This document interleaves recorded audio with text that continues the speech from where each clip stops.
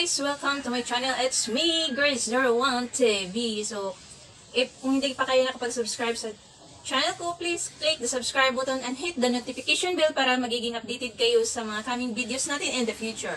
So, ngayon dahil gusto kong magbalik abroad guys, so nag-undergo po tayo ng medical exam. Dahil hindi po tayo makapag-abroad, lahat po ng mga nasa abroad na is dumadaan sa medical exam. So, ngayon, sasabihin ko sa inyo guys, kung yung mga tips guys, so kailangan lalo na pag may edad na tayo or mataas na yung edad natin, so mag-list tayo ng rice. So, list rice, eat vegetables and fruits, and then, uminom din tayo ng gatas. At kung may vitamins, so mas maganda yun, mag-take tayo ng vitamins guys, para magiging healthy yung ating katawan. And, before the day na mag-take kayo ng medical exam, kailangan ninyong matulog sa gabi ng 6 to 8 hours. So, mag-rest, and then, mag-fasting guys before tayo magpunta sa medical center. So, hindi po tayo kakain yan. So, dahil kukunan po tayo ng ihi. Doon makikita kung may mga problema tayo sa ating kidney. May UTI ba tayo? Or urinary tract infection? Ayan. Maraming nabipinding din dyan.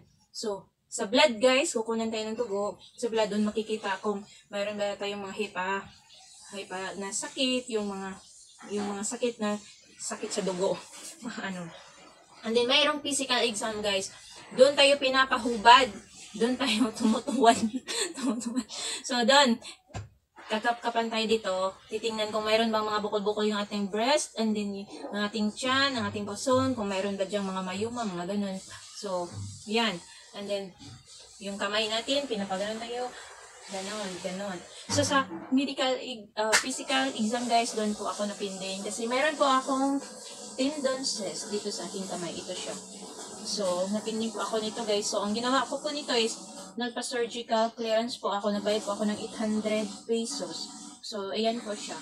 Hindi naman siya sumasakit, guys, pag nag-work ako. Kahit ano yung trabahong gawin ko, wala naman. So, ayan siya. And then, sa x-ray, guys, marami talagang masasabit sa x-ray. No? Dahil dyan makikita kung mayroon mga pulmonya, kung nagka-scars yung baga mo, pinipinding din nila yan. So, ayan, sa x-ray.